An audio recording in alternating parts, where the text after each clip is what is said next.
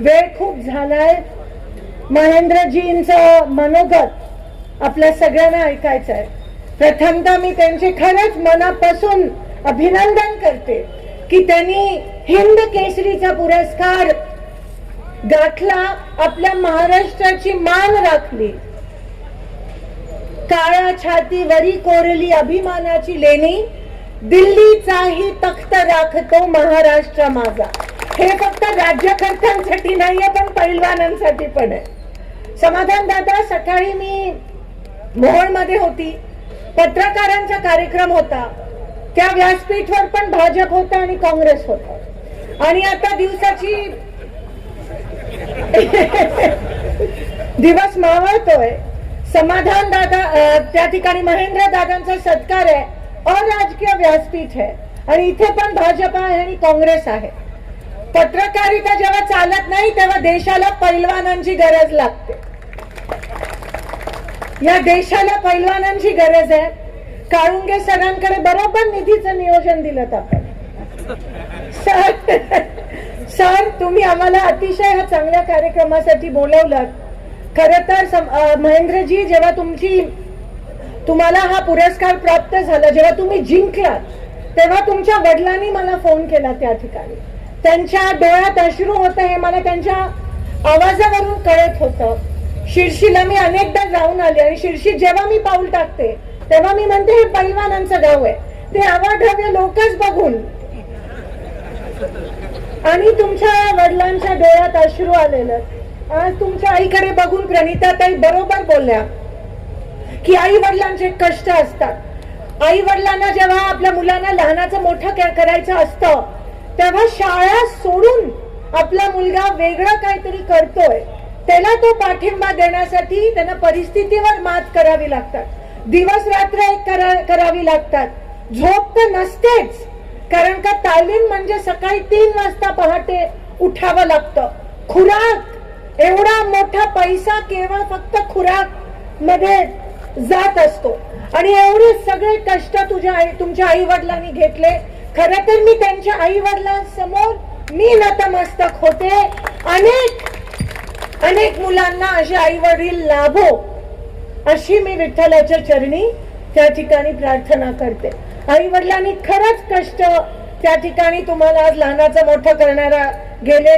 त्यांच्यानंतर गुरुवार्य, त्या गुरुचे मी नतमस्तक, त्यांच्या समोर नतमस्तक होते, ज्यांनी तुमच्या त्या गोष्टी बघितल्या ज्या कदाचित आई वडिलांनी किंवा तुम्ही स्वतः पण बघितलं नाही.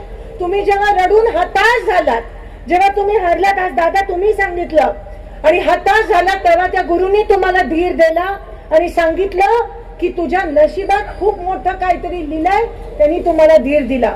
आज तो उगवता चंद्र बघताना त्या चंद्राची किरण, त्या चंद्राचा जो प्रकाश आहे तो त्या सूर्यामुळे मिळत असतो आणि तुमच्या आयुष्यात तुमचे गुरुवार्य म्हणजे तुमचे सूर्य आहे.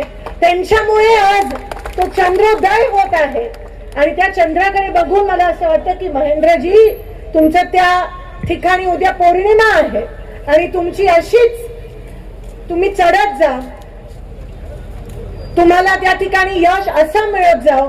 एक बहिणीची प्रार्थना आहे.